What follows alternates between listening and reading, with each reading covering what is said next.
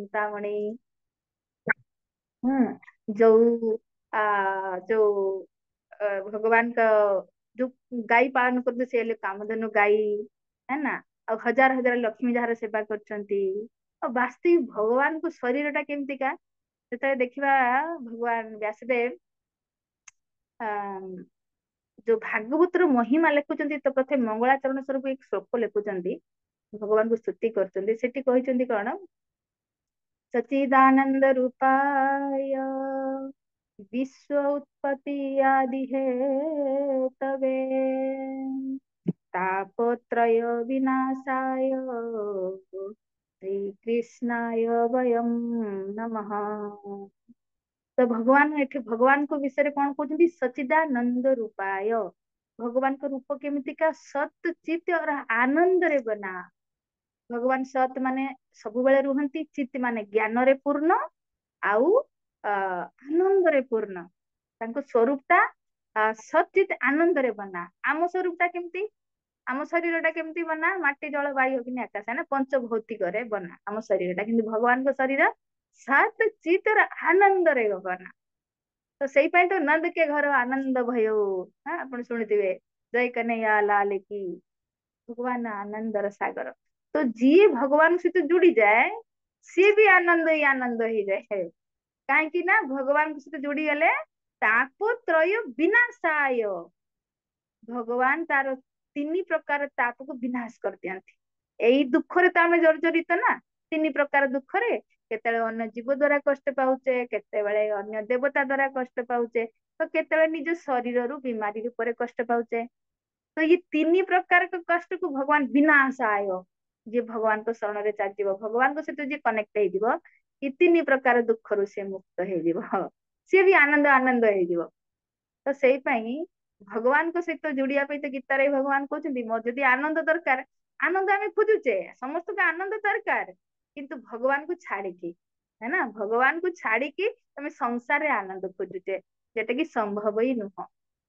तो जमती गोस्वामी तुलसीदास कहते बरफ रे निया लगेब संभव केबे भी संभव नहीं किंतु फिर भी संभव बरफ रे निया लागी पारे। अच्छा धान को अगाड़ी अगाड़ी को कुटिब कुटिब कुटिब तो कौन चावल बाहरिबो असंभव किंतु फिर भी संभव अगाड़ी रू चावल बाहरी पारे। और माटी को पेड़िबो पेड़िबो पेड़िबो कौन तेल बाहरिबो असंभव कहते फिर भी संभव। हाँ माटी रू तेल बाहरी पारे अगाड़ी रू चावल बाहरी पारे। हाँ तो कि बरफ रे निया लागी पारे किंतु संसार सुख असंभव कहीं जी बनई लिखिं दुखालय अशाश्वतम अनित्यम सुखम। जेटा भगवान सहित जोड़ी जीवा तो भगवान सुखी तो आम भी सुखी हो पार। तो भगवान एमितिका सुखी कुबेर भी लज्जा लगा कुबेर भी भगवान धन के देखिए लज्जा लगा कहीं धनर मालिक को दिखाई ना धनर डिपार्टमेंट क्या दिखाई बुझाणा करने कुबेर को। तो कुबेर जो भगवान को संपत्ति को देखे तो लज्जा मुंह तलू करदे मुंह ये समस्ते भी भगवान को द्वारा कृपा पात्र जहाँ भी जहाँ को किसी धन मिली तो भगवान को द्वारा। हाँ सब किसी विश्व विचार विचार करतु अनंत कोटि ब्रह्मांड को जी सृजन कर सारे संपत्ति तो मालिक सहित सुखी हेनी आउ जी आम कौ ज्ञानी भी से सुखी है तो भगवान केमितिका ज्ञानी। हाँ बहुत सुंदर गोस्वामी तुलसीदास भगवान विषय कहते कौन जाके मुख वेद श्रुति चारी सो प्रभु पढ़ई ओ कौतुक भारी। भगवान को मुखरु जहाँ वेद हाँ चारि प्रकार वेद श्रुति पुराण जो मुखरु बाहर सी आज पाठ पढ़ते जाउछंती गुरुकुल ये केते बड़ कौतुक कहीं भगवान हेले ज्ञान भंडार सारे ज्ञान तो भगवान के द्वारा उद्भूत भगवान को पाखु आसी तो ज्ञानी जी सुखी। तो से भगवान कहीं सुखी हे से सत चित और आनंद रे बना से सत माने केबे मरंती से बेसी सुखी हम आम सब मृत्यु को भय करते तेना आम दुखी। तो से जदि आमको आनंद दरकार तो यही सुखी हाँ भगवान को सहित कनेक्ट हो जबार अच्छे। तो जदि आम भगवान सहित जोड़ी जीवा तो निश्चय जीवन भी सुखी हो आ मृत्यु पर आम अगला श्लोक काली पढ़िया भगवत गीता रे भगवान के धाम पहुंची जीवा। हाँ तो ये भगवान सुखी भगवान के गुण भगवान केबे भी कहीं दुखी हे दुखर कारण किसी है ही नहीं। हाँ दुख गोटे गोटे कारण दुख कौन आम अलग हो जाए आमे तांकुठु अलग है कि एते ढीठ जे भगवान कथा ही मानुने ଯେମିତି ଗୋଟେ ଛୁଆ ବାପ କଥା ମାନେନି, ମନ ମାନା କରେ ତ ବାପ ଦୁଃଖୀ ହେଇଯାଏ ନା। ତ ଏଇ କାରଣରୁ ଭଗବାନ ଦୁଃଖୀ, ଯେ ମୁଁ ତାକୁ ମୋ ପାଖକୁ ଆସିବା ପାଇଁ ଗୀତା ଦେଲି, ଭାଗବତ ଦେଲି, ପ୍ରଭୁପାଦ ଭଳିଆ ସନ୍ଥ ପଠେଇଲି, ଏତେ ଚିକି ଚିକି କହୁଛି, କିନ୍ତୁ ଢିଟିଏ ଏତେ ଦୁଃଖାଳରେ ଏଠି ଯନ୍ତ୍ରଣା ଭୋଗ କରୁଛୁ, ଫିରି ମୋ ପାଖକୁ ଆସିବାକୁ ଚାହୁଁ। ତ ଏଇଟା ଏଇ ପାଇଁ ଦୁଃଖୀ, ଆମେ ତାଙ୍କଠୁ ଅଲଗା ହେଇଛେ ସେଇ ପାଇଁ ଦୁଃଖୀ। ନହେଲେ ବାକି ଭଗବାନ ତ ସୁଖର ସାଗର, ଆନନ୍ଦରେ ଅଛନ୍ତି ତାଙ୍କ ଧାମରେ, ତମେ ସଡ।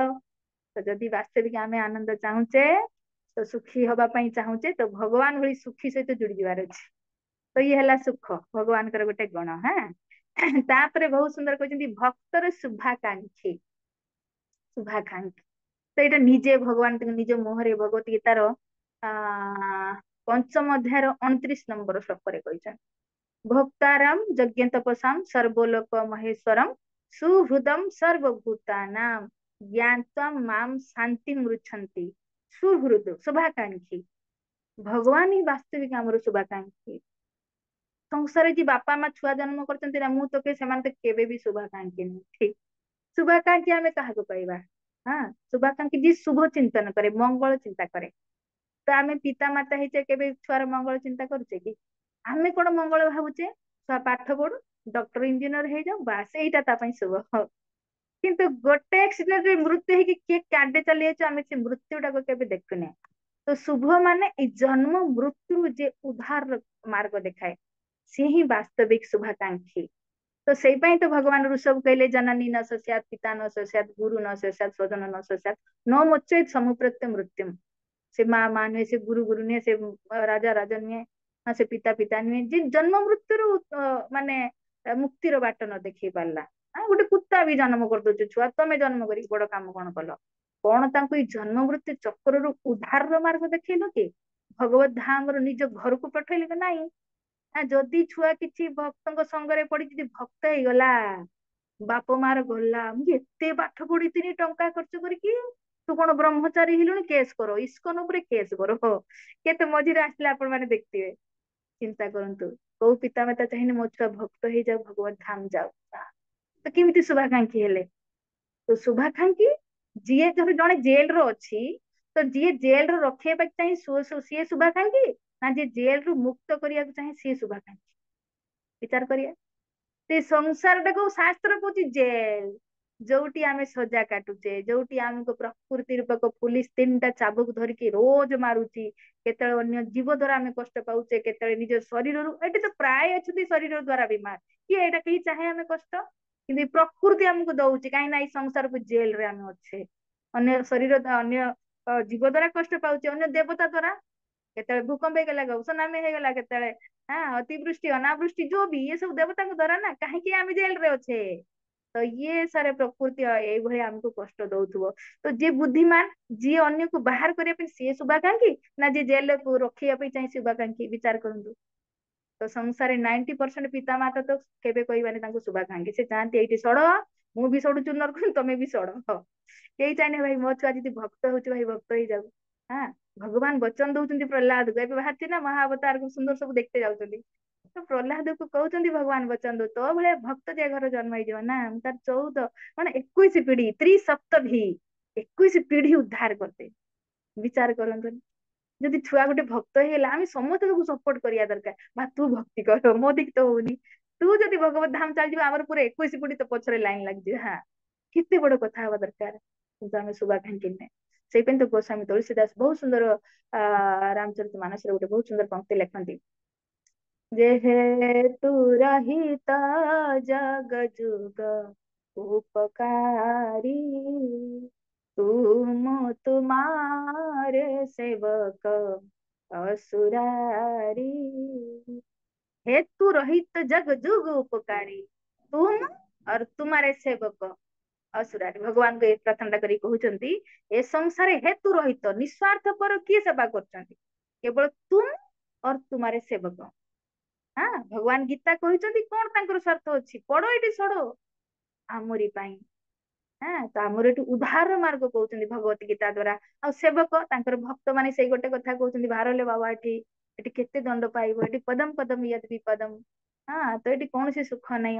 ଭଗବାନ କହୁଛନ୍ତି ଅନିତ୍ୟମ ଅସୁଖମ ଲୋକମ ଇମମ ପ୍ରାପ୍ୟ ଭଜସ୍ୱ ମାମ୍। ଇଏ ଅନିତ୍ୟ ଅସୁଖ କିଛି ନାହିଁ। ଇମಂ ପ୍ରାପ୍ୟ ଭଜସ୍ୱ, ମତେ ପ୍ରାପ୍ତ କରିବା ପାଇଁ ଭଜନ କର। ତ ତେଣୁ ଯିଏ ଭଜନ କରିବାକୁ ଦଉନାହିଁ ତ ସେ କେମିତି ପିତା ମାତା ହେଲେ?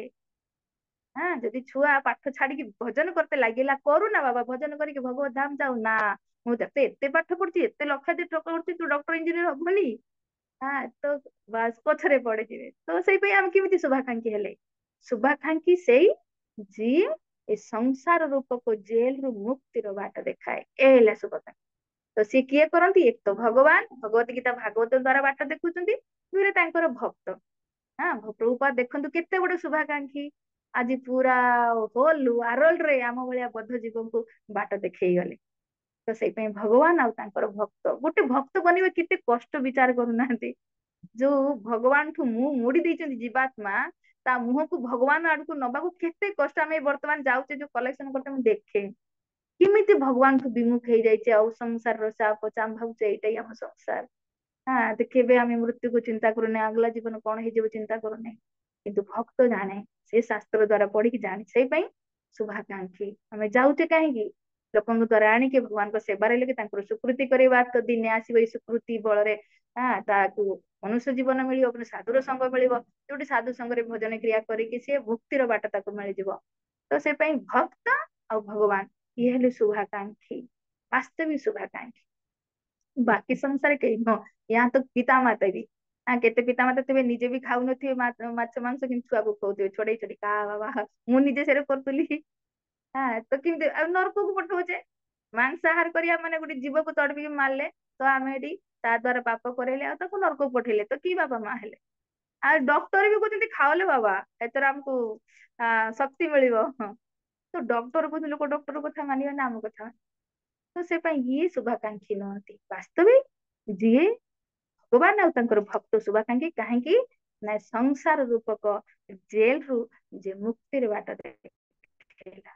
ତ ଭଗବାନ ଏଇଟା କରନ୍ତି, ଶୁଭ କାମନା କରନ୍ତି। ଏଇଟା ହିଁ ଶୁଭ କାମନା, ସଂସାରରୁ ବାହାରିବା।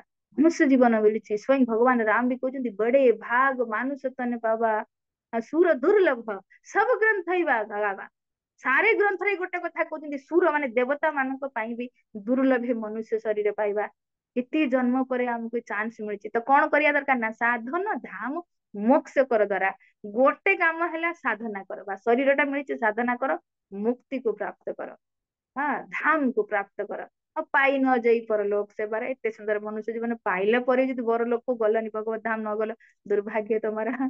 ତେଣୁ ଯିଏ ଏଇ ରାସ୍ତାଟା କୁହେ ତ ଭଗବାନ ଆଉ ଭଗବାନଙ୍କର ଭକ୍ତ ହେଲେ ଶୁଭାକାଂକ୍ଷୀ। ତ ସେପାଇଁ ଭଗବାନ କେତେ ବଡ ଶୁଭାକାଂକ୍ଷୀ, ଆମର ମଙ୍ଗଳ ଚାହାନ୍ତି ବୋଲି ତ ଗୀତା ଭାଗବତ ଦେଇଛନ୍ତି। ନ ଦେଇଥିଲେ ଆମେ ଆଜି ବି ଜାଣି ପାରିନଥାନ୍ତେ ଭଗବାନ ଧାମ କଣ। ବିଶ୍ୱାସ ବି କରେ, କାଲି ଆମର ଆସିବ, ମୋ ଭାଗ୍ୟରେ ସେଇ ଶ୍ଲୋକଟା ଅଛି, ଭାରି ପ୍ରିୟ ଶ୍ଲୋକ ମୋର ସେଇଟା। ଭଗବାନ ଧାମର କଥା କହୁଛନ୍ତି, ବିଶ୍ୱାସ, ଏକ ତ ବିଶ୍ୱାସ ହବା ଦରକାର। ଭଗବାନ କହୁଛନ୍ତି, ଆରେ ଯିଏ ଜଗତଟା ବନେଇଛି ସିଏ କହୁଛନ୍ତି, ତ ଆମର ଅବିଶ୍ୱାସ କରିବାର କଣ ଅଛି? ନା ଦେଖିଲେ ମାନେ ବିଶ୍ୱାସ କରିବେନି। ତ ଫିର ଯାଅ ସଡ ଏଇଠି। ତ ଭଗବାନ ସ୍ୱୟଂ ଭଗବତ ଗୀତାରେ କହୁଛନ୍ତି, ମच्ଚିତ୍ତ ସର୍ବ ଦୁର୍ଗାଣୀ ମତ୍ ପ୍ରସାଦାତ୍ ତରିଷ୍ୟସି ଅଥଚେତ୍ ଅହଙ୍କାରାତ୍ ନ ଶ୍ରୋଷ୍ୟସି ତ ବିନଶ୍ୟତି। ତାର ବିନାଶ ହିଁ ହବ। ଅହଙ୍କାର ବଶତଃ ଯଦି ମୋ କଥାକୁ ନ ଶୁଣିବେ ତାର ବିନାଶ ହବ। କିନ୍ତୁ ଯିଏ ମୋ କଥାକୁ ବିଶ୍ୱାସ କରେ, କୌଣସି ସଂଶୟ କରେ ନାହିଁ ମୋ କଥା ଉପରେ, ତ ତରିଷ୍ୟସି ସର୍ବ ଦୁର୍ଗାଣୀ, ସବୁ କଷ୍ଟରୁ ସେ ମୁକ୍ତ ହେଇକି ମୋ ଧାମକୁ ପଳେଇ ଆସିବ। ତ ଭଗବାନ ହେଲେ ବହୁତ ସୁନ୍ଦର ଶୁଭାକାଂକ୍ଷୀ। କାହିଁକି ନା ଆମର ମଙ୍ଗଳ କାମନା ଚାହାନ୍ତି, ଆମକୁ ଏ ସଂସାର ସାଗରରୁ ଉଦ୍ଧାର କରିବା ପାଇଁ ଚାହାନ୍ତି। ସେ ପାଇଁ ଗୀତା ଭାଗବତ ଦେଇଛନ୍ତି, ତ ଆମେ ସେଇଟା ଫାଇଦା ଉଠେଇବା ଦରକାର। ତାପରେ କହୁଛନ୍ତି କଣ, ପ୍ରେମର ବଶୀଭୂତ। ବାସ୍ତବିକ ଭଗବାନଙ୍କୁ ଆମେ ଦେଖୁଛେ, ସଂସାର ଆମେ ସମସ୍ତେ ଭଲ ପାଉଛେ ଏକ ଦୁସରେକୁ, ହେ ନା? ଏଠି ବିନା ଭଲ ପାଇ କେହି ରହିପାରିବେ? ପତି ପତ୍ନୀ କି ଭଲ ପାଉଛି, ପତ୍ନୀ ପତିକି ଭଲ ପାଉଛି, କିନ୍ତୁ ଏ ଭଲ ପାଇବା ପଛରେ କିଛି ନା କିଛି ସ୍ୱାର୍ଥ ରହିଛି। ପିତା ମାତା ବି ଛୁଆଙ୍କୁ ପାଠ ଜନ୍ମ କରୁଛନ୍ତି, ତାର ବି ପଛରେ ସ୍ୱାର୍ଥ ରହିଛି, କଣ ବଡ ହେଇକି ମୋର ସେବା କରିବ। ତ କିନ୍ତୁ ଭଗବାନ ବି ନିଃସ୍ୱାର୍ଥ ଉପରେ ଭଲ ପାଆନ୍ତି, ପ୍ରେମରେ। ଆଉ ଯଦି ଆମେ ତାଙ୍କୁ ଭଲ ପାଉ ତ ଭଗବାନ ବଶୀଭୂତ ହେଇଯାନ୍ତି। ପ୍ରଭୁପାଦ ପର୍ବତରେ ବହୁତ ସୁନ୍ଦର ଲେଖିଛନ୍ତି, ଯଦି ଆମେ ପତ୍ର ପୁଷ୍ପ ଫଳ ଜଳ କିଛି ଆମେ ଭଗବାନଙ୍କୁ ଦଉ, ତ ଭଗବାନ ବିକ୍ରି ହେଇଯାନ୍ତି। ଦେଖ, ସବୁ ଦେଖିବାକୁ ଗଲେ ସବୁ କିଛି ତ ଭଗବାନଙ୍କର, ହେ ନା? ଦେଖିବାକୁ ଗଲେ ସବୁ କିଛି ଭଗବାନଙ୍କର। ଯାହା ବି କିଛି ଦେଖୁଛେ ଫଳ ଫୁଲ, କିନ୍ତୁ ଯେତେବେଳେ ଆମେ ପ୍ରେମ ସେ ତାଙ୍କୁ ଦଉ, ଅର୍ପଣ କରୁ, ସବୁ ତ ତାଙ୍କର। କିନ୍ତୁ ଯେତେବେଳେ ଆମେ ତେରା ତୁଝକୁ ଅର୍ପଣ କରୁ, ତ ଭଗବାନ ଭାରି ପ୍ରସନ୍ନ ହେଇଯାଆନ୍ତି। ତ ଆମେ ଯଦି ଏଇ କଥାଟାକୁ ଟିକେ ମନେ ପକେଇବା ଭୀଷ୍ମ ପିତାମହଙ୍କ ଚରିତ୍ରରେ, वो कहते ना, प्रबल प्रेम के पाले पड़कर प्रभु का नियम बदलते देखा, अपना मान भले टल जाए और भक्त का मान न टलते देखा। ହଁ, ଭଗବାନ ଏଇ ଚରିତ୍ରଟା କାହା ସହିତ କରିଛନ୍ତି ନା ପିତାମହ ଭୀଷ୍ମଙ୍କ ସହିତ। ଟିକେ ମନେ ପକେଇବା। ଏଇଟା କେତେ ସମୟ କଥା ଚାଲିବ ମାତାଜୀ? ଆମେ 7:30ରେ ଆରମ୍ଭ କରିଥିଲେ, 8:30 ଯାଏ ନା, 8:30 ଯାଏ ନା। ଆଜ୍ଞା ଆଜ୍ଞା ମାତାଜୀ। ହଁ, ଠିକ ଅଛି। କାହିଁକିନା ମୁଁ କଥା କଇତେ କଇତେ କୋଉଠି ପଳେଇଯିବି ତ, ମୁଁ ସେ ଭାବିଲି ଟିକେ ନବା ରସାସ୍ୱାଦନ କରିବା ପିତାମହ ଭୀଷ୍ମଙ୍କ ବିଷୟରେ। ସେଠି ପ୍ରେମରେ କେମିତି ବଶୀଭୂତ ହୁଅନ୍ତି, ତ ଭଗବାନ କେମିତି ଆମେ ବି ତାଙ୍କୁ ଆମ ପ୍ରେମରେ ଭଗବାନଙ୍କୁ ବଶୀଭୂତ କରିପାରିବା, ତ ସେଇ ପାଇଁ ଟିକେ ମନେ ପକେଇବା ହିଷ୍ଟ୍ରି, ଇତିହାସ ଯୋଉଥିରେ ପିତାମହ ଭୀଷ୍ମଙ୍କ ସହିତ ହେଇଥିଲା। ତ ଆମେ ଦେଖିବା ଭଗବାନ ଯେତେବେଳେ ଏଇ ଯୋଉ ମହାଭାରତ ଯୁଦ୍ଧ ହେଲା, ତ ଭଗବାନ କଣ କହିଥିଲେ ଯେ ମୁଁ ଯୁଦ୍ଧରେ ଅସ୍ତ୍ର ଧରିବିନି, ହଁ ଅସ୍ତ୍ର ଉଠେଇବିନି, ବାକି ମୋର ନାରାୟଣୀ ସେନା ନେଇଯାଅ। ତ ଆମେ ଦେଖିବା ଦୁର୍ଯ୍ୟୋଧନ ତାଙ୍କର ନାରାୟଣୀ ସେନା ନେଇ ନେଲେ। ତ ଅର୍ଜୁନ କେବଳ ଭଗବାନଙ୍କୁ ମାଗିଥିଲେ, ଭାଇ ମତେ ଆପଣଙ୍କୁ ସାହାଯ୍ୟ କରିବା ଦରକାର, ବାସ୍ ମୋ ରଥର ବାଗଡୋର ଆପଣ ସମ୍ଭାଳନ୍ତୁ ବାସ୍। ତ ଏ ବଚନ ନେଇ କଣ ଦେଇଥିଲେ, ପ୍ରତିଜ୍ଞା କରିଥିଲେ ମୁଁ ଅସ୍ତ୍ର ଶସ୍ତ୍ର ଧରିବିନି ଯୁଦ୍ଧରେ। କିନ୍ତୁ କଣ ହେଇଥିଲା, ଘଟଣା କଣ ହେଲା, ତ ଯେତେବେଳେ ମହାଭାରତ ଯୁଦ୍ଧ 18 ଦିନ ଚାଲିଥିଲା, ତ 9 ଦିନ ସେତେବେଳେ କଣ 9 ଦିନ ପର୍ଯ୍ୟନ୍ତ ପାଣ୍ଡବ ମାନେ ପୁରା ଅର୍ଜୁନ ଯୋଉ କୌରବ ମାନଙ୍କର ସେନାକୁ ଭରପୁର ମାରୁଛନ୍ତି, କିନ୍ତୁ ପାଣ୍ଡବ ମାନଙ୍କର କାହାରି ବାଳ ବି ବାଙ୍କା ହଉନାହିଁ। ତ ଯେତେବେଳେ ବହୁତ ରାଗ ଆସିଗଲା ଦୁର୍ଯ୍ୟୋଧନକୁ, ତ 9 ଦିନ ରାତିରେ ଯେତେବେଳେ ଯୁଦ୍ଧ ସରିଗଲା, ତ କ୍ରୋଧରେ ଆସିକି ପିତାମହ ଭୀଷ୍ମଙ୍କ ଶିବିରରେ ଆସିକି, ପିତାମହ ମୁଁ ଜାଣିନି ଆପଣ କେତେ ବଡ ଯୋଦ୍ଧା, ଆପଣ ପରା ଦେବତାଙ୍କ ଉପରେ ବି ବିଜୟ ପ୍ରାପ୍ତ କରିଥିଲେ, କିନ୍ତୁ ଆଜି ମୁଁ ଦେଖୁଛି 9 ଦିନ ଯୁଦ୍ଧ ହେଇଗଲା, ପାଣ୍ଡବଙ୍କର ଜଣେ ବି ମରୁନି, ଆଉ ମୋର ଶହ ଶହ ଭାଇ ମାନେ ମୋର ସବୁ ମାନେ ସୈନିକ, ମୋ ଶହ ଶହ ସୈନିକ ମରୁଛନ୍ତି। ତ ଆପଣ ଚାହିଁଲେ କଣ ମାରିପାରିବେନି? ମୁଁ ଜାଣୁଛି ଆପଣ ମୋ ସପକ୍ଷରେ ସିନା ଅଛନ୍ତି, କିନ୍ତୁ ଅର୍ଜୁନକୁ ସପକ୍ଷରେ ଯୁଦ୍ଧ କରୁଛନ୍ତି। ଆପଣ ନମକ ହାରାମି କରୁଛନ୍ତି, ଯେ ସେ ଥାଳିରେ ଖାଉଛନ୍ତି ସେଇ ଥାଳି ବିଚ୍ଛେଦ କରୁଛନ୍ତି। ହଁ, ଏମିତି କିଛି ଅପଶବ୍ଦ ଯେଟା କହିଦେଇଛନ୍ତି, ତ ପିତାମହ ଭୀଷ୍ମଙ୍କୁ ବହୁତ ବାଧି ଯାଇଛି। ତ ପିତାମହ ଭୀଷ୍ମଙ୍କୁ ତୁରନ୍ତ କ୍ରୋଧ କଲେ, କଣ ଭାବିଲୁ ତୁ, କଣ କହିଗଲୁ ଏମିତି? ଯା, ତତେ ଏମିତି ଲାଗୁଛୁ ମୁଁ ତୋ ସପକ୍ଷରେ ଯୁଦ୍ଧ କରୁନି ବୋଲି, ଯା ମୁଁ ତତେ କହୁଛି ମାନେ ବଚନ ଦଉଛି, କାଲିକା ଯୁଦ୍ଧରେ ମୋ ପାଣ୍ଡବଙ୍କ ଭିତରୁ ଜଣକୁ ଯାହାକୁ ହେଲେ ମାରିବି, ଯଦି ଅର୍ଜୁନ ବି ଆସେ ତାକୁ ମୁଁ ଛାଡିବିନି। ବିଶ୍ୱାସ ହଉନି ମୋ କଥାରେ, ତୋ ସ୍ତ୍ରୀକୁ ପଠେଇଦବୁ, ମୁଁ ସଦା ସୁହାଗନ ହବାର ଆଶୀର୍ବାଦ ଦେଇଦେବି। ତ ଇଏ କଥା ଶୁଣିକି ତ ଦୁର୍ଯ୍ୟୋଧନ ନାଚି ନାଚିକି ତା ଶିବିରକୁ ଗଲା। ଭଗବାନଙ୍କୁ ଖବର ହେଇଗଲା, ଭଗବାନ ତ ବେଦାହମ ସମିତି ତାହାନି ବର୍ତ୍ତମାନ ନିଚ ଅର୍ଜୁନ କୁହନ୍ତି ନା, ଭଗବାନ ଭୂତ ଭବିଷ୍ୟ ସବୁ ଜାଣନ୍ତି। ଯେତେବେଳେ ପିତାମହ ଭୀଷ୍ମଙ୍କର ବଚନ କଥା, ପ୍ରତିଜ୍ଞା କଥା ଶୁଣି ନେଲେ, ଆଉ ପିତାମହଙ୍କର ଭୀଷ୍ମଙ୍କର ପ୍ରତିଜ୍ଞା ତ ଆପଣ ଜାଣିଥିବେ, ନୈଷ୍ଠିକ ବ୍ରହ୍ମଚାରୀ ଆଜୀବନ ରହିଗଲେ ପିତା ପାଇଁ। ନା ପଡି ଦେବବ୍ରତ ଥିଲା, କିନ୍ତୁ ଯେହେତୁ ଭୀଷଣ ପ୍ରତିଜ୍ଞା ନେଇଥିଲେ ନା ପଡିଗଲା ଭୀଷ୍ମ। ତ ପ୍ରତିଜ୍ଞା ନେଇଛନ୍ତି ମାନେ ଖାଲି ଅର୍ଜୁନକୁ ମାରିଦେବେ, ଭଗବାନଙ୍କର ପ୍ରିୟ ଭକ୍ତ ଭାଇ। ତ ଭଗବାନଙ୍କ ଆଉ ନିଦ ନାହିଁ, ତ ଯୋଉ ଶୋଇଥିଲେ ସବୁ ପଞ୍ଚୁ ପାଣ୍ଡବ ଥକି ଥକାକି ଯୁଦ୍ଧରେ, ତ ଯାଇକି ଉଠଉଛନ୍ତି ଚଦର ଖୋଲିକି, ଆରେ ଉଠ ଉଠ ନକୁଲ ସହଦେବ ଭୀମ ଅର୍ଜୁନ ଉଠ ଉଠ। କଣ ହେଲା ପ୍ରଭୁ, କାହିଁକି ଉଠୁଛନ୍ତି, ଶୋଇତେ ଦିଅ ନା। କହିଲେ ଆରେ ତମର ପିତାମହ ବଚନ ଦେଇଦେଲା, ଏବେ ପ୍ରତିଜ୍ଞା ନେଇନେଲା, କାଲି ତୁମକୁ ମାରିଦବ। କହିଲେ ଆରେ ଏତେ ବ୍ରହ୍ମାଙ୍କର ଏତେ ବଡ ସୃଷ୍ଟି, ଆଉ ଯଦି ଏକଦମ ମରିଗଲି ତ କଣ ଫରକ ପଡୁଛି ପ୍ରଭୁ, ଶୋଇତେ ଦିଅ ନା। ହେଲେ ଆରେ କଥାଟାକୁ ହାଲକା ନିଅନି, ପିତାମହ ଭୀଷ୍ମ ପ୍ରତିଜ୍ଞା ନେଲା, କାଲି ତମକୁ ମାରିଦବ। ତ ଫିର କହୁଛନ୍ତି ପ୍ରଭୁ ଆପଣ ଅଛନ୍ତି ନା, ଆମକୁ କାହିଁକି ଡର, ମଲେ ମରିବା। ଯଦି ଆପଣ ଆମ ପାଖରେ ଅଛନ୍ତି ତାହେଲେ ଆମେ କାହାକୁ ଡରିବା। କେତେ ବଡ ମାନେ ଭଗବାନ ଉପରେ କେତେ ପୂର୍ଣ୍ଣ ଭରସା, ଭକ୍ତର ଏଇ ଭାବଟା ହବା ଦରକାର। हाँ कहते ना, अब सौंप दिया सब, हार तुम्हारे हाथ में है, जीत तुम्हारे हाथ में है, हार तुम्हारे हाथ में। तो वास्तविक ଯେ ଭଗବାନଙ୍କ ଶରଣରେ ଥାଏ ନା, କାହାକୁ ଡରେ, କରି ଡରେ। ମରିଆ ତ ମରିଆ, ଭଗବାନ ଅଛନ୍ତି, ଯାହା ହବ ଦେଖାଯିବ, ଶୋଇଗଲେ କିଛି ଟେନସନ ନାହିଁ। ଆମକୁ ଯିଏ କହିଥାନ୍ତା କାଲି ମରିବ, ତ ରାତି ଅଧରେ ନିଦ ହେଇଥାନ୍ତା କି?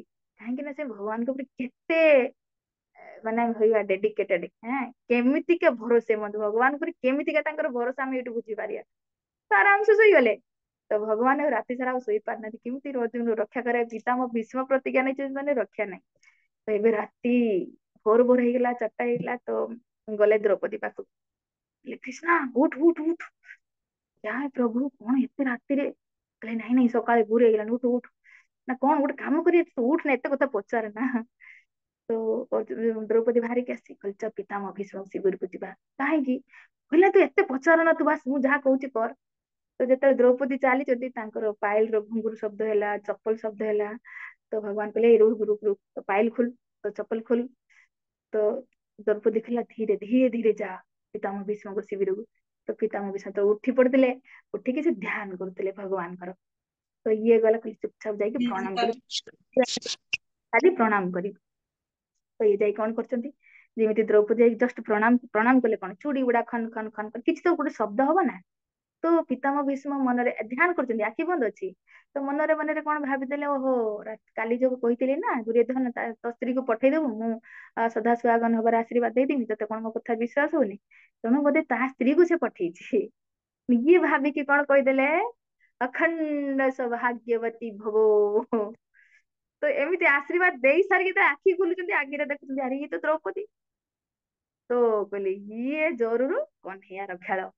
ତ ଉଠି ପଡିକି ଯେତେବେଳେ ଶିବିର ଆଗକୁ ବାହାରକୁ ଯାଇଛନ୍ତି, ଦେଖିବା ଭଗବାନ କଣ କରୁଛନ୍ତି, ତ ଦ୍ରୌପଦୀର ଚପଲକୁ ଆ କଣ କାଖରେ ଦବେଇକି ମୁଚକି ମୁଚକି ହସୁଛନ୍ତି ଆଉ। ତ ଫିର ପିତାମହ ଭୀଷ୍ମ କହିଲେ ଆଚ୍ଛା ଆଚ୍ଛା କନ୍ୟା ତୋରି ଖେଳ ନା ଏଇଟା। ତ ମୁଁ ତ ହଁ ଭଗବାନ କହିଲେ କଣ କ୍ୟା ପ୍ରଭୁ କଣ କେଟା ପିତାମହ କେ ପ୍ରତିଜ୍ଞା ଟା ରଖିବ। କାଲି ଯେଟା ପ୍ରତିଜ୍ଞା ଦେଇଥିଲ ସେଟା ରଖିବ ନା ଆଜି ଯେଟା ଆଶୀର୍ବାଦ ଦେଲ ସେଟା ରଖିବ। ତ ଭଗବାନ କହିଲେ ଚାଲ ମୋ ପ୍ରତିଜ୍ଞା ତ ତୋଡିବ ତ ତୋଡିବ, ଭାଙ୍ଗିବ ତ ଭାଙ୍ଗିବ, ମୁଁ କିନ୍ତୁ ଆଉ ଗୋଟେ ପ୍ରତିଜ୍ଞା ନଉଛୁ। ଆଜିର ଯୁଦ୍ଧରେ ମୁଁ ତମ ହାତରେ, ତମର ପ୍ରତିଜ୍ଞା ନା ଯେ ତମେ ଶସ୍ତ୍ର ଉଠେଇବନି, ତ ମୁଁ ଆଉ ଗୋଟେ ପ୍ରତିଜ୍ଞା ନଉଛୁ, ଆଜିର ଯୁଦ୍ଧରେ ତମ ହାତରୁ ମୁଁ ଶସ୍ତ୍ର ଉଠେଇନି। ବାସ୍ ତ ବାସ୍ କଲା ସୁଖାଳ ହେଇଗଲା, ସବୁ ଶଙ୍ଖ ବାଜିଗଲା, ଯୁଦ୍ଧ ଆରମ୍ଭ ହେଇଗଲା, ଭୀଷଣ ଯୁଦ୍ଧ। ତ ଆମେ ଏବେ ଅର୍ଜୁନ କେବେ ବି ପିତାମହ ମାନେ ସାମ୍ନାକୁ ଆସନ୍ତିନି, କେବେ ବି ତାଙ୍କ ସାମ୍ନାରେ ଆସନ୍ତି, କିନ୍ତୁ ସେଇ ଦିନ ଦେଖ ଏମିତି କାଳକୁ ଆସିକି ଅର୍ଜୁନଙ୍କ ରଥ ଆଉ ପିତାମହ ଭୀଷ୍ମଙ୍କ ରଥ ଟକରେଇଲା। ତ ପିତାମହ ଭୀଷ୍ମ ତ ସେଦିନ ପୁରା ଭରି ଯବାନୀରେ ଯେମିତି ଆସିଗଲେ, ସର ପରେ ସରେ ସର ପରେ ସରେ ସର ପରେ ସର ମାରି ଦଉଛନ୍ତି। ଅର୍ଜୁନର ଭାଇ ତାକୁ ଡିଫେନ୍ସ କଲେ ବି ତାର ଟାଇମ ଦଉଛି, ଯେ ମୁଁ ନିଜେ ମାରିନି, ତାଙ୍କୁ ସେ ବେଳ ହିଁ ଦଉନାହାନ୍ତି, ଏତେ ସର ମାରୁଛନ୍ତି। ତ ସେତେବେଳେ ଭଗବାନ ଦେଖିଲେ ନା ମୁଁ ଯଦି କିଛି ନ କରିବି ତାହେଲେ ଅର୍ଜୁନକୁ ରକ୍ଷା କରିହବନି। ତ ଭଗବାନ କଣ କଲେ, ସିଧା ରଥରୁ ଡେଇଁ ପଡିଲେ। ଯେମିତି କହନ୍ତି ନା ସିଂହ ଯେମିତି ହାତୀକୁ ମାରିବା ପାଇଁ ପୁରା ହାତୀ ଉପରେ କୁଦି ପଡେ, ଭଗବାନ ସେଇଭଳି ପୁରା କୁଦି ପଡିଲେ, ଆଉ ଗୋଟେ ଭଙ୍ଗା ଯୋଉ ରଥ ଚକା ପଡିଥିଲା ଚକଟାକୁ ଧରିକି ଦୌଡିଲେ ମାରିବା ପାଇଁ। ତ ଯେମିତି ମାରିବା ପାଇଁ ଦୌଡୁଛନ୍ତି, ପିତାମହ ଭୀଷ୍ମ ତ ଏଇଟା ଦେଖିବାକୁ ଚାହୁଁଥିଲେ ନା। ତ ସିଧା ଯେତେବେଳେ ଭଗବାନଙ୍କୁ ସାମ୍ନାରେ ଦେଖିଛନ୍ତି, ଧନୁଷ ମାନ ଛାଡି ଦେଇକି ହାତ ଯୋଡିକି ଭଗବାନଙ୍କୁ ସ୍ଵାଗତ କରିଛନ୍ତି।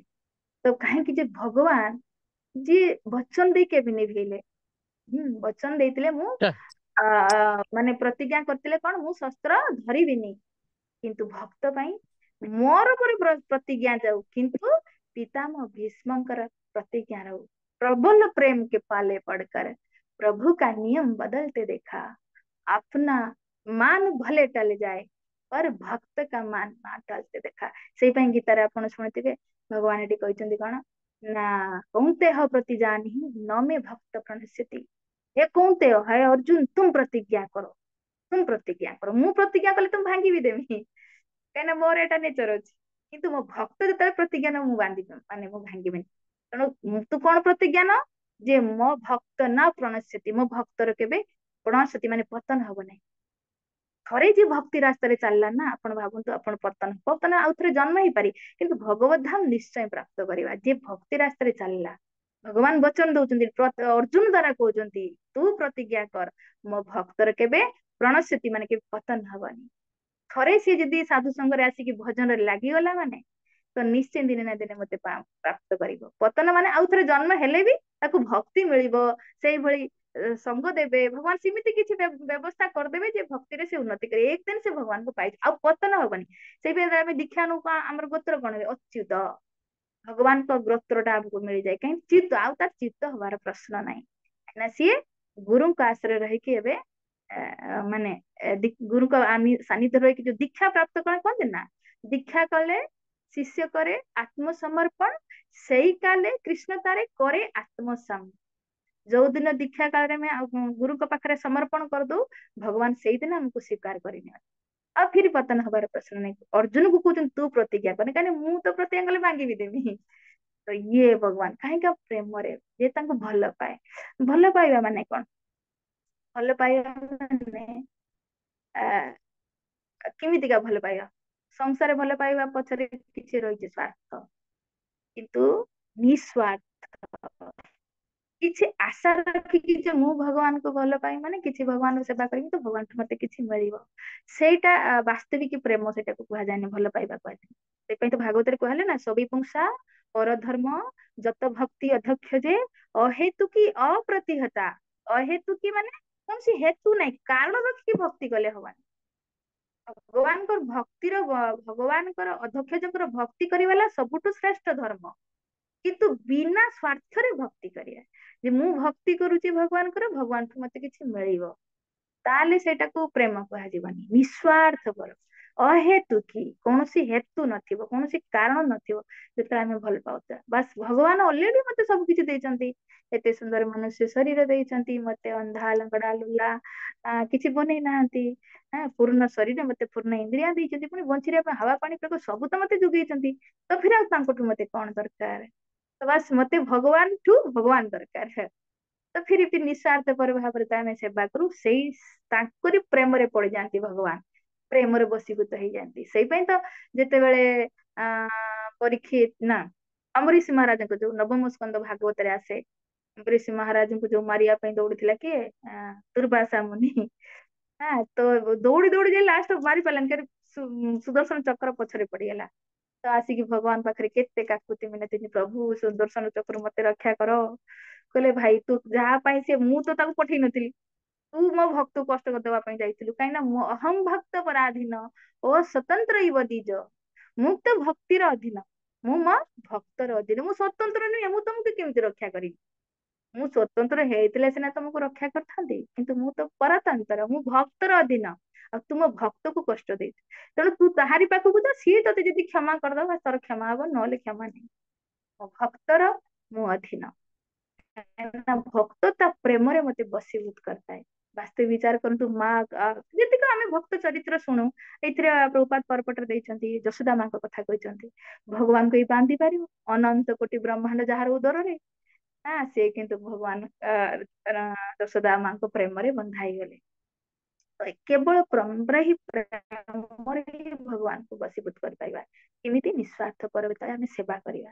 ଭଗବାନ ସବୁ ଦେଇଛନ୍ତି, ଯେତେବେଳେ ଆମେ ହୃଦୟରେ ଭଗବାନଙ୍କ ପାଇଁ କରିବା, ପ୍ରତ୍ୟେକ ଇନ୍ଦ୍ରିୟରେ ଭଗବାନଙ୍କ ସେବାରେ ଲାଗିଯିବା, ତ ଭଗବାନ କହିବା ବାପା ସାରେ ସଂସାର ପଡିଛି, ତୁ ତ ଏନ୍ଜୟ କରିପାରିଥାନ୍ତା, କିନ୍ତୁ ସବୁ ତ୍ୟାଗ କରିକି ମତେ ପାଇବା ପାଇଁ ଏତେ କଷ୍ଟ କରୁଛି। ତ ଫିର ଭଗବାନ ତାଙ୍କ ମାନେ ଆମର ଏଇ ପ୍ରେମରେ ବଶୀଭୂତ ହେଇଯାନ୍ତି। ତ ଫିର ଆମେ ଯାହା ଚାହିଁଲେ ଭଗବାନ ଦେଇପାରିବେ, କିନ୍ତୁ ଭଗବାନ ଭକ୍ତ ଆଉ ସଂସାର ଜିନିଷ କିଛି ମାଗେନି। ଯେମିତି ଆପଣ ଟିକେ ଆସୁଥିବ ନା, ଏଇ ଯୋଉ ମହାଭାରତ ଅବତାରରେ ଯୋଉ ରିଲ ଟିକେ ଟିକେ ଆସେ, ତ ସେତେବେଳେ ଯେତେବେଳେ ପ୍ରହ୍ଲାଦ ମହାରାଜ ଭଗବାନ ବିଷ୍ଣୁ ମିଳି ଯାଇଛନ୍ତି, ତ ଭଗବାନ ବିଷ୍ଣୁ କହୁଛନ୍ତି ମା ପ୍ରହ୍ଲାଦ, ବଢିଆ ଲାଗୁଛି ଶୁଣିତେ, ସେ ମାଗ ମଠୁ କଣ କଣ ପ୍ରଭୁ ଆପଣ ଯାହାକୁ ମିଳିଗଲେ ତାକୁ ପାଇବା କିଛି ବାକି ରହିଥାଏ କି? ତା ପାଇଁ ଆଉ କଣ ବାକି ରହିବ?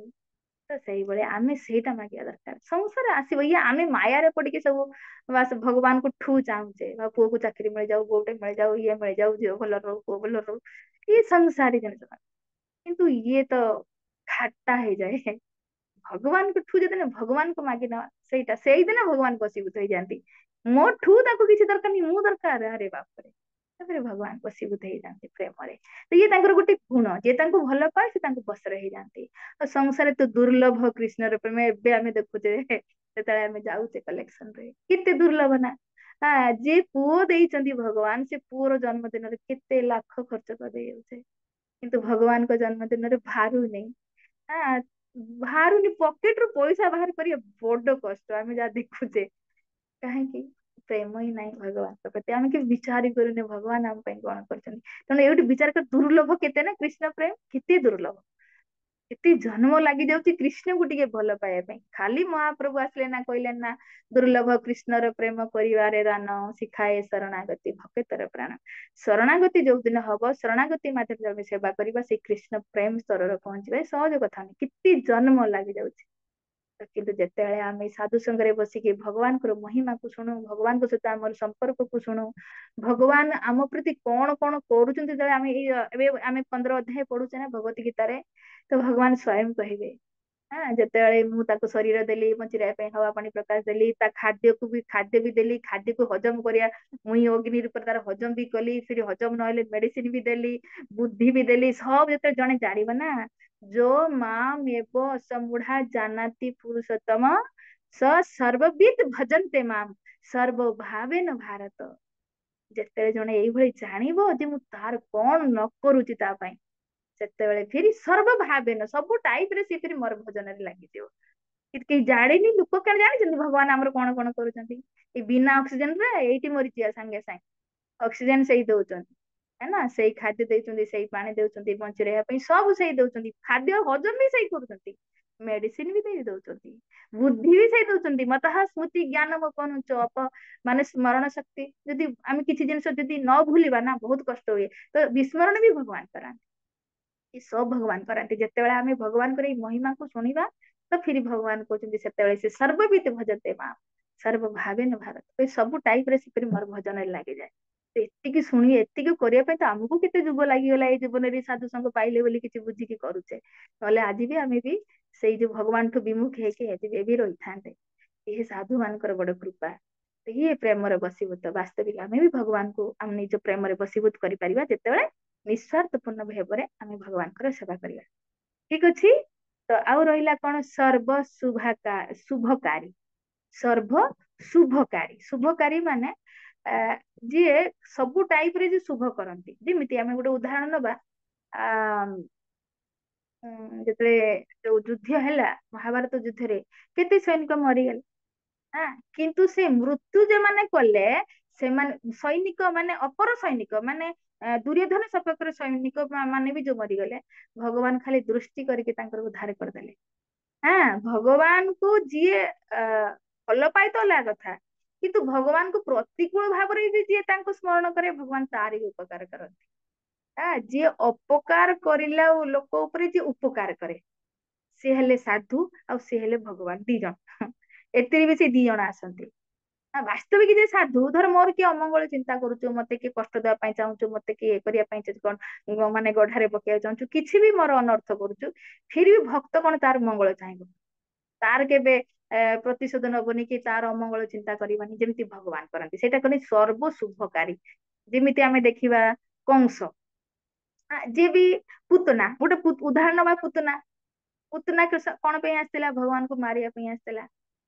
ହଁ, ନାଇଁ ନା ସେ ଶ୍ଲୋକଟା, ଅହಂ ବକିୟମ୍ ସ୍ତନ କାଲକୂଟମ୍ ଜିଘାସୟାପି ଅପାୟତ ସାଧି ଲେଭେ ଗତିಂ ଧାତ୍ରୀ ଉଚିତାಂ ତତନ୍ୟ କମ୍ବା ଦୟାଲୁ ଶरणಂ ପ୍ରପତେ। ଏମିତି ଦୟାଳୁ ଭଗବାନ ସଂସାରରେ କିଏ ଅଛନ୍ତି। ଆରେ ପୁତନା ଯେ ରାକ୍ଷସୀ ଥିଲା, ଅସୁର ସ୍ତନରେ କାଳକୂଟ ବିଷ ନେଇକି ଆସିଥିଲା ମାରିବା ପାଇଁ ଭଗବାନଙ୍କୁ, କିନ୍ତୁ ଭଗବାନ କଣ ଦେଲେ, ଲେଭେ ଗତିମ୍ ଧାତ୍ରୀ, ତାର ଧାତ୍ରୀ ଗତି ଦେଇଦେଲେ। ଆରେ ବାପରେ, ଯିଏ ମାରିବା ପାଇଁ ଆସିଥିଲା ତାର ଉଦ୍ଧାର କରିଦେଲେ। ଇଏ ହେ ସର୍ବ ଶୁଭକାରୀ, ଭଗବାନଙ୍କର ଇଏ ଗୁଣ। କାହିଁକି ଭଗବାନ କଣ ଦେଖନ୍ତି, ସିଏ ମାରିବା ପାଇଁ ଆସିଥିଲା ସେଇଟା ଦେଖିଲେନି, କଣ ଦେଖିଲେ, ମୋ ପାଇଁ ଆସିଥିଲା ତ, ମୋ ପାଖକୁ କିଏ ଆସେ, କାହା ପାଖରେ ଟାଇମ ଅଛି ଛୁଆକୁ ପାଠ ପଢେଇବା, ଏ କାମ ସେ କାମ, ସେ ମନ୍ଦିର ଯାଇଥା, କାହା ପାଖରେ ବେଳ, ଭଗବାନ ପାଖକୁ ଯାଇତେ କାହା ପାଖରେ ବେଳ।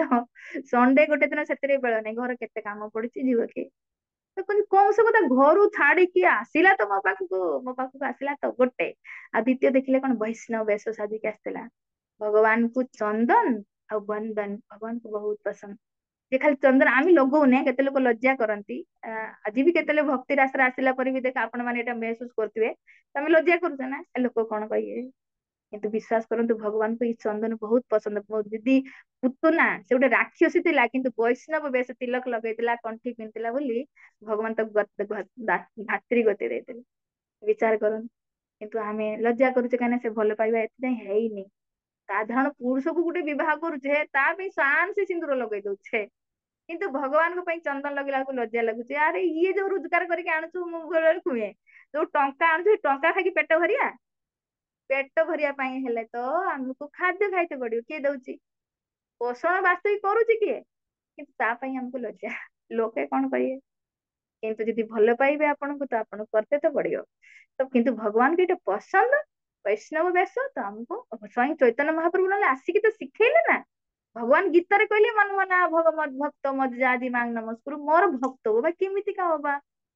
ହଁ ଲୋକ ଭକ୍ତ କେମିତି ହବା, ତ ଭକ୍ତକୁ ଦେଖିକି ଜଣେ ଜାଣିବ ଆଚ୍ଛା ଆଚ୍ଛା ଏଇ କୃଷ୍ଣ ଭକ୍ତ ବେଶରୁ। ତାପରେ କଣ ଆଚରଣ କରୁଛି ପର କଥା, କିନ୍ତୁ ଭେଷରୁ ଜାଣିବେ ଯେ ହଁ ଏଇ ଜଣେ କୃଷ୍ଣ ଭକ୍ତ, ଯିଏ କାହିଁକି ନା ବିନା ତୁଳସୀରେ ଭଗବାନ କିଛି ଗ୍ରହଣ କରନ୍ତି ନାହିଁ, ତ ଗଣ୍ଠି ପିନ୍ଧିଥିବ ନିହାତି, ଆଉ ତିଲକ ଲଗେଇଥିବ। ଇଏ ଯୋଉ ଚନ୍ଦନ ଭଗବାନଙ୍କୁ ବହୁତ ପସନ୍ଦ, ତ ଇଏ କରିଥିବ। ତ ସେଇ ପାଇଁ ଦେଖ, ଖାଲି ସେତିକ ପିନ୍ଧିକି ଆସିଥିଲା, ତିଲକ ପିନ୍ଧିଥିଲା, ଗଣ୍ଠି ପିନ୍ଧିଥିଲା, ତ ଭଗବାନ ତାକୁ ଧାତ୍ରୀର ଗତି ଦେଇଦେଲେ। ସର୍ବ ଶୁଭକାରୀ, ତାର ସେ ଅଶୁଭ ପାଇଁ ଆସିଥିଲା ଭଗବାନଙ୍କୁ ମାରିବା ପାଇଁ, କିନ୍ତୁ ଭଗବାନଙ୍କର ଇଏ ଗୁଣ, ଭଗବାନଙ୍କ ସହିତ ଯିଏ ବି ଯେମିତି ଆସିଯାଏ, ଭଗବାନ ତାର ମଙ୍ଗଳ ମଙ୍ଗଳ ମଙ୍ଗଳ ହିଁ କରନ୍ତି, ସର୍ବ ଶୁଭକାରୀ। ଦେଖିବା ସେଇ ପାଇଁ ଗୋଟେ ବହୁତ ସୁନ୍ଦର ଶ୍ଲୋକ ଅଛି, ଯୋଉଠି କୁହନ୍ତି ଗୋପ୍ୟା କାମାତ ଭୟାତ କଂସ ଚେଦି ଦ୍वेषात चेदी आदि राजा वृष्णय सम्मदात वृष्णय स्नेहात जुयम और ଭକ୍ତ୍ୟା ବୟମ ବିଭୁ। ଏଇଟା ନାରଦ ମୁନି ଏ ଶ୍ଲୋକଟାକୁ କହୁଛନ୍ତି, ଯେ ଯେନ କେନ ପ୍ରକାରଣ ଯିଏ କୃଷ୍ଣଙ୍କ ପାଖକୁ ଆସିଯାଏ ମାନେ ତାର ଉଦ୍ଧାର ହେଇଯାଏ। ଯେମିତି ଗୋପୀ ମାନେ ତ କାମରେ ଭଗବାନଙ୍କୁ ମାନେ ଭଲ ପାଉଥିଲେ, ବାସ୍ କେମିତି ଆମକୁ କୃଷ୍ଣ ମିଳିଯାଉ, ବାସ୍ କୃଷ୍ଣ କାମ ନଥିଲା, ଏଇଟା କୃଷ୍ଣ ଆମକୁ ମିଳିଯାଉ, ମିଳିଗଲେ। ଆଚ୍ଛା, ଭୟାତ କଂସ, କଂସ ଭୟରେ ଖାଲି ସ୍ମରଣ କରୁଥିଲା କୃଷ୍ଣକୁ, ଭୟରେ ତ ବି କୃଷ୍ଣକୁ ପାଇଗଲା। ଆଚ୍ଛା, ଚେଦି ଆଦି ରାଜା ଦ୍વેଷ କରୁଥିଲା, ଈର୍ଷା କରୁଥିଲା ମାନେ ଶିଶୁପାଳ, କିନ୍ତୁ ସିଏ ବି ମୁକ୍ତି ପାଇଗଲା, ଭଗବାନଙ୍କୁ ପାଇଗଲା। କାହିଁକି ନା ସେମାନେ ଜେନ କେରଣ ପ୍ରକାରଣ କୃଷ୍ଣ ସହିତ ଯୋଡି ଯାଇଥିଲେ ବୋଲି, ମାନେ ସେ शुभकारी, बस ମୋ ସହିତ ଜୁଡିତ ଯାଇଛେ ନା, ତ जो तो अनुकूल भाव से आओ चाहे प्रतिकूल भाव से आओ, कृष्ण के पाखे आसी ଯାଇଛ ମାନେ ତମର ଉଦ୍ଧାର। ତ ସେଇନେ କିନ୍ତୁ ସର୍ବ ଶୁଭକାରୀ। ତ ଦେଖିବା ଏଠି ଜୁୟମ ମାନେ ଏଠି କହୁଛନ୍ତି ତମେ ମାନେ ସମସ୍ତେ ସ୍ନେହରେ ଭଗବାନଙ୍କୁ ଭଲ ପାଉଛ ତ ପାଇଗଲ। ଏଠି ବୃଷ୍ଣୟ, ଯୋଉ ବୃଷ୍ଣି ବଂଶ ସମ୍ବନ୍ଧ ଭାଇ ଆମ କୃଷ୍ଣ ଆମର। ତ ସେଇ ପାଇଁ କୃଷ୍ଣ ଯେହେତୁ ସମ୍ବନ୍ଧରେ କୃଷ୍ଣଙ୍କ ସହିତ ଯୋଡିଥିଲେ, ତ ସେମାନେ କୃଷ୍ଣଙ୍କୁ ପାଇଗଲେ। ଆଉ ଭକ୍ତ୍ୟା ବୟମ ବିଭୁ, ତ ଆମେ ମାନେ ଭକ୍ତିରେ ଭଗବାନ ସହିତ ଯୋଡିଛେ, ତେଣୁ ଭଗବାନ ପାଇଛେ। ତ ଯେମିତି ବି ତମେ ଭଗବାନ ସହିତ ଯୋଡିଛ ମାନେ ସର୍ବ ଶୁଭକାରୀ, ତମର ମଙ୍ଗଳ ହବ ହିଁ ହବ। ତ ସେଇ ଏଇ କଥାଟା ସ୍ୱୟଂ ସ୍ତୁତିରେ ବି କହୁଛନ୍ତି କିଏ, ପିତାମହ ଭୀଷ୍ମ, ଯୋଉ ଭଗବାନଙ୍କୁ ଶଯ୍ୟାରେ ରହିଲେ, ତ ଆମେ ଦେଖିବା ଏଇଟା ମହାଭାରତରେ ଆସେ। ସେଥିରେ ଯୋଉ ଭଗବାନ ଯୁଧିଷ୍ଠିର ଆଦି ରାଜାକୁ ନେଇକି ସବୁ ଯାଇଛନ୍ତି କୁରୁକ୍ଷେତ୍ର ଭୂମିକୁ, ତ ପିତାମହ ଭୀଷ୍ମ ଅପେକ୍ଷା କରୁଛନ୍ତି ଉତ୍ତରାୟଣ ଗତି, ଯୋଉଥିରେ ସେ ତାଙ୍କୁ ଇଚ୍ଛା ମୃତ୍ୟୁ ବରମାନ ମିଳିଥିଲା ନା, ଆଉ ସେ ଜାଣିଥିଲେ ଉତ୍ତରାୟଣ ଗତିରେ ଦେହ ତ୍ୟାଗ କଲେ ସିଧା ବୈକୁଣ୍ଠ ଭଗବାନଙ୍କ ଧାମ। ତ ସେ ଏତେ କଷ୍ଟ ଭିତରେ ବି ସେ ଅପେକ୍ଷା କରିଛନ୍ତି ଉତ୍ତରାୟଣ, ତ ଭଗବାନ ଯେତେବେଳେ ମିଶିବାକୁ ଯାଇଛନ୍ତି, ଦେଖା କରିବା ପାଇଁ ଯାଇଛନ୍ତି, ସେତେବେଳେ ସ୍ତୁତି କରିଛନ୍ତି ଭଗବାନଙ୍କୁ ଦେଖି, ବହୁତ ସୁନ୍ଦର 11ଟା ଶ୍ଲୋକରେ ସେ ସ୍ତୁତି କରିଛନ୍ତି। ତ ସେଇଥିରେ ଗୋଟେ ଶ୍ଲୋକରେ କଣ କହୁଛନ୍ତି, ଯେ ସପଦି ସଖୀ ବଚ ନିଶାମ୍ୟ ମଧେ ନିଜ ପରୟ ବଲୟ ରଥମ୍ ନିବେଶ୍ୟ ସ୍ଥିତବତୀ ପରସୈନିକୈର୍ଷ୍ଣା କୃତବତୀ ପାର୍ଥ ସଖେରତି ମମାସ୍ତୁ। ସେ ଶ୍ଲୋକରେ କହୁଛନ୍ତି କଣ, ନିଜ ପରୟ ବଲୟ ରଥ ନିବେଶ୍ୟ, ନିଜର ସୈନିକ ଆଉ ପରର ସୈନିକ, ମାନେ ଭଗବାନ ପାଇଁ ନିଜର ସୈନିକ ହେଲା ପାଣ୍ଡବ ମାନଙ୍କର, ଆଉ ଅପର ସୈନିକ ହେଲା ଦୁର୍ଯ୍ୟୋଧନଙ୍କର। ତ ଦେଖିକି କଣ କଲେ, ସୈନିକକୁ ଦେଖି ଆୟୁର ଇକ୍ଷ୍ଣା ମାନେ ଦୃଷ୍ଟି କରିକି ତାଙ୍କର ଆୟୁକୁ ହରଣ କରିନେଲେ। ଭଗବାନ ସେ ଯୁଦ୍ଧ ଭୂମିରେ ଯେତେ ପରର ସୈନିକ ଥିଲେ ବା ନିଜର ସୈନିକ ଥିଲେ, ସମସ୍ତଙ୍କୁ ଖାଲି ଦୃଷ୍ଟି କରିକି ତାଙ୍କର ଆୟୁକୁ ହରଣ କଲେ, ମାନେ ତାଙ୍କୁ ଉଦ୍ଧାର କରିଦେଲେ। ତ ଭଗବାନ ସହିତ ସେମାନେ ଯେହେତୁ ଭଗବାନ ଖାଲି ଦୃଷ୍ଟି ପାଇଗଲେ, ତାଙ୍କର ଉଦ୍ଧାର ହେଇଗଲା। ତ ଇଏ ହେଲେ ସର୍ବ ଶୁଭକାରୀ। ଭଗବାନଙ୍କ ସହିତ ଯେମିତି ବି ତମେ ଯୋଡି ଯାଅ, ତମର ଶୁଭ ହବ ହବ ହବ ହିଁ ହବ, ଏଥିରେ କୌଣସି ସନ୍ଦେହ ନାହିଁ। ସେଇପାଇଁ ତ ଭଗବାନ ଭୋଲେନାଥକୁ ଯେତେବେଳେ ମା ପାର୍ବତୀ ଭଗବାନ ରାମଙ୍କ ବିଷୟରେ ଜିଜ୍ଞାସା କରୁଥିଲେ, ତ ଭଗବାନ ପ୍ରସନ୍ନ ହେଇକି କଣ କହିଲେ, ଯେ ମଙ୍ଗଳ ଭାବନ ଅମଙ୍ଗଳ ହାରି ଦ୍ରବହୁ ସୁଦଶରଥ ଅଜିର ବିହାରୀ। ମଙ୍ଗଳ ଭାବନ, ମଙ୍ଗଳର ଭାବନା। ଭଗବାନ ଏମିତି, ସମସ୍ତେ ଆମେ ମଙ୍ଗଳ ତ ଚାହୁଁଛେ ନା, ଆମ ଜୀବନରେ ଆମେ କେହି ଅମଙ୍ଗଳ ଚାହୁଁନା, ସମସ୍ତେ ମଙ୍ଗଳ ଚାହୁଁଛେ। ଆଉ ଭଗବାନ ହେଲେ ମଙ୍ଗଳର ଭଣ୍ଡାର। ତ ଯଦି ଭଗବାନ ସହିତ ଆମେ କନେକ୍ଟ ହେଇଯିବା, ଯୋଡି ଯିବା, ତ ଫିର ଆମର ମଙ୍ଗଳ ମଙ୍ଗଳ ମଙ୍ଗଳ ହିଁ ହବ ହଁ। ତ ସେ ପାଇଁ ଭଗବାନ ସହିତ ଜଡିତ ହବ, ସେ ପାଇଁ ଭଗବାନ ସର୍ବ ଶୁଭକାରୀ। ବାସ୍ ଯେମିତି ଆମେ ଭଗବାନ ସହିତ ଯୋଡିବାନି ତ କେମିତି ସେ ଆମର ଶୁଭ କରିବେ?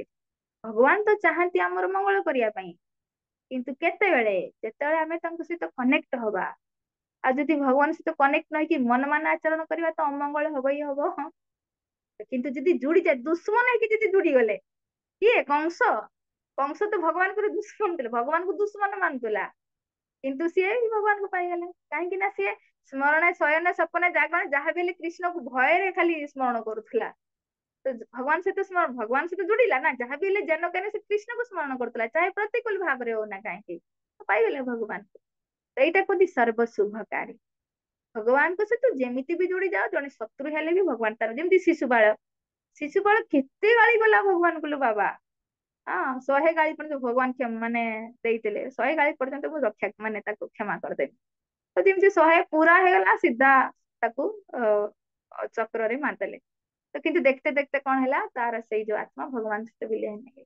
ତ ସେଇଠୁ ତ ଯୁଧିଷ୍ଠିର ମହାରାଜ ପ୍ରଶ୍ନ ପଚାରିଥିଲେ ନା, ଏଟା କେମିତି ହେଲା?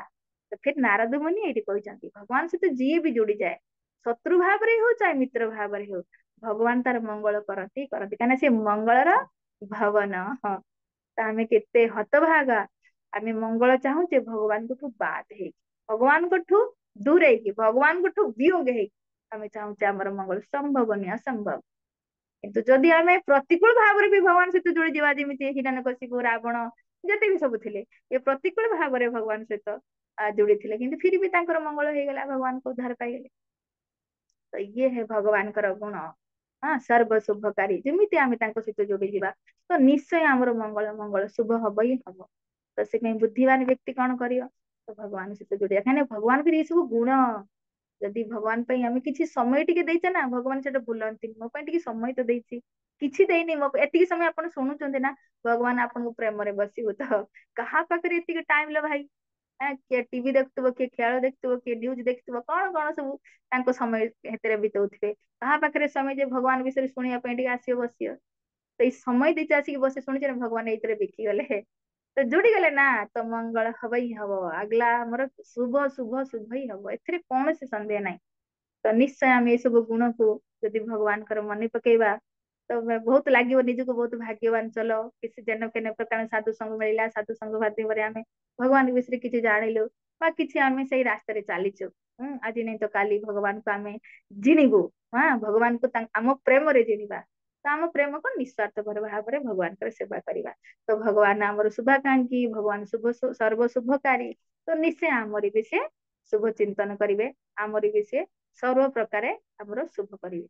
ତ ଯଦି ଆମେ ଏଇଭଳି ଯୋଡିକି ରହିବା, ଶୁଣିବା, ତ ନିଶ୍ଚୟ ଆମର ଭଗବାନଙ୍କ ପ୍ରତି ସେଇ ଦୁର୍ଲଭ ଯୋଉ ପ୍ରେମ ଜାଗୃତ ହବ, ଆଉ ଏକ ଦିନେ ଆମେ ସେଇ ପ୍ରେମରେ ଭଗବାନଙ୍କୁ ବଶୀଭୂତ କରିପାରିବା। ଠିକ ଅଛି, ତ ସମୟ ତ ହେଇନି, ତ କିଛି ସମୟ ପାଇଁ ପ୍ରଶ୍ନ ପାଇଁ ମୁଁ ରଖିଦେଲି। ଆଉ ଯଦି ମୋର ପ୍ରସ୍ତୁତ କରିବାରେ କିଛି ତ୍ରୁଟି ରହିଯାଇଥାଏ, କାହିଁକିନା ଆପଣ କେତେ ବଡ ବଡ ବକ୍ତାଙ୍କ ପାଖରୁ ଶୁଣୁଛନ୍ତି, ତ ହୃଦୟରେ ଯେମିତି ଆସେ, କାହିଁକିନା ମୁଁ ଯେତେବେଳେ ଫାଷ୍ଟ ଫାଷ୍ଟ ଶୁଣୁଥିଲି, ତ ସବୁବେଳେ ମୋର ହୃଦୟରେ କେମିତି ଆସେ, ମୁଁ ବି ଭଗବାନଙ୍କର ଗୁଣଗାନ କରିବି, ଆରେ ଅନନ୍ତ